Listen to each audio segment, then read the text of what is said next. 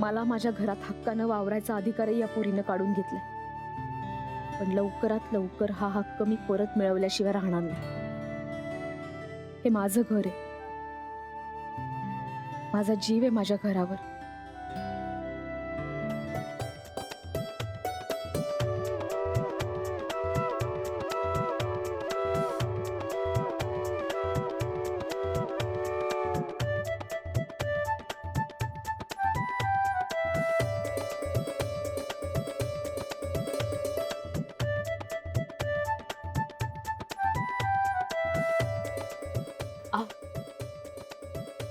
उठता का जरा?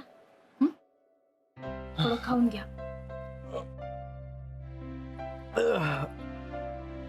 आई ग.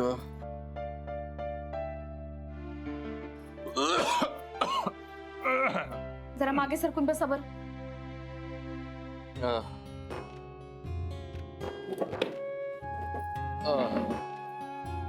आई ग.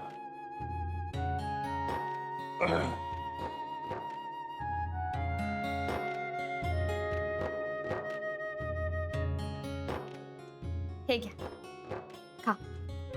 गरमागरम उपमा घ्या. नाही, नको, मला इच्छा नाही. थोडा तरी खा. ताकद कशी आहे घ्या बर.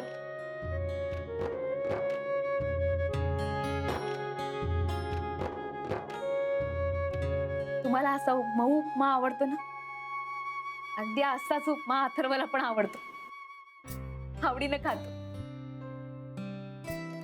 घ्या बर. नको, पुरे मला. खा बरं. मग आता डॉक्टर पण येत आहे. त्याच्या आधी खाऊन घ्या आणि चहा पण पिऊन घ्या. डॉक्टर? आता डॉक्टर कशाला उगीच? सांगितलं ना, समोरच्यांनी सांगितलेलं ऐकायचं म्हणून. ताप आहे तुम्हाला, राहू दे. ते येत आहे, तुम्ही त्याच्या आधी खाऊन घ्या बरं. चल आकर.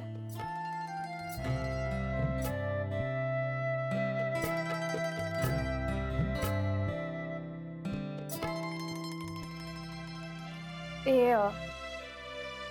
आपण अथर्वच्या शाळेत गेलो होतो तेव्हा टीचर सांगत होते ना का अथर्व खूप बोबडा बोलतो म्हणून.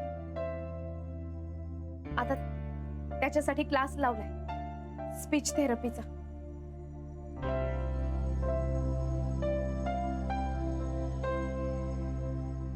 जातो का मग?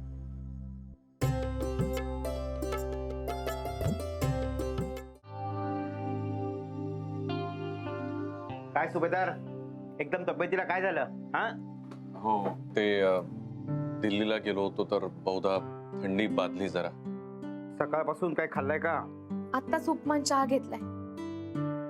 चला, व्हेरी गुड.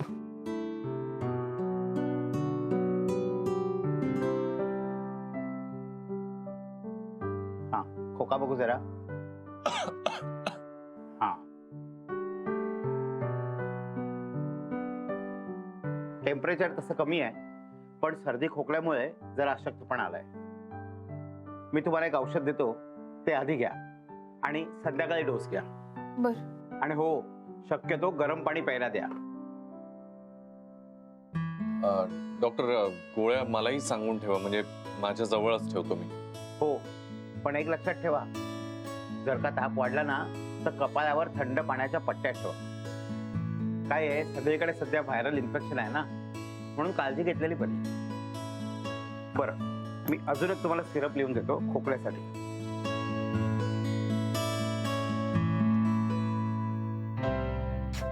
ते पण द्या, म्हणजे ढास लागणार नाही. आता पूर्ण वेळ आराम करायचा. No phone calls, no work, take rest. ठीक आहे, येतो. थँक्यू. आधीच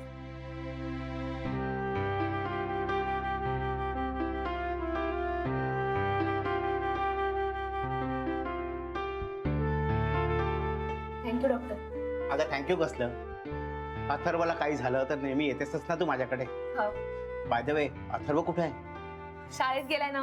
हो, बरं. तसं तुला सांगायची गरज नाही, पण काळजी घे. हो. गार पाणी पिऊन देऊ नकोस. नाही नाही. आणि ताप वाढला ना तर थंड पाण्याच्या पट्ट्या डोक्यावर ठेव. हा. हा, घाबरण्यासारखं काही नाही. हा. हा, येतो मी. थांबा ना, पैसे किती झाले? पैसे अगं राहू देत ग, मग बघू. नाही नाही, थांबा थांबा आधीच. अगं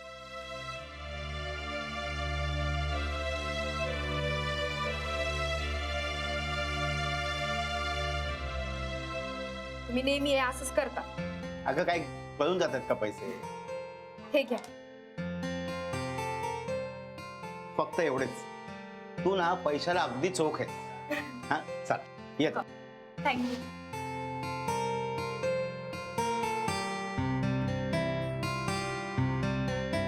ताई, इथं काय करताय?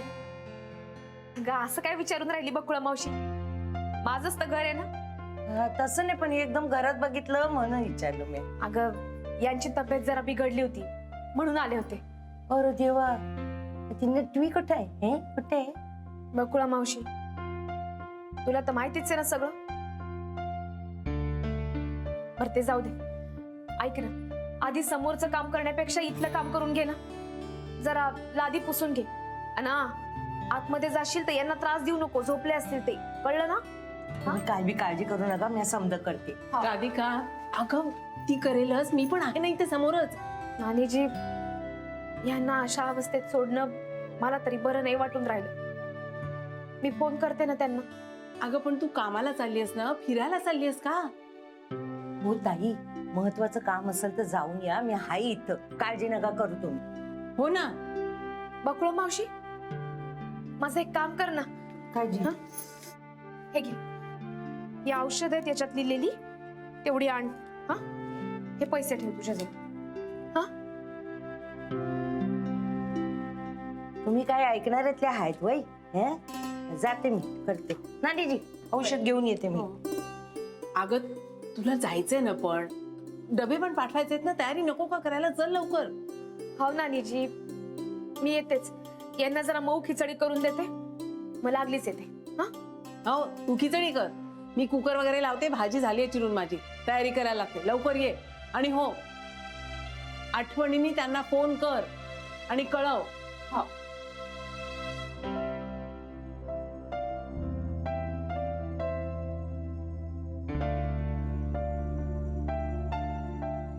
आओ, तुम्ही लगेच फोन घेतला आता. बसा बरं, डॉक्टरांनी काय सांगितलंय? बसा बरं तुम्ही आधी. थांब जरा.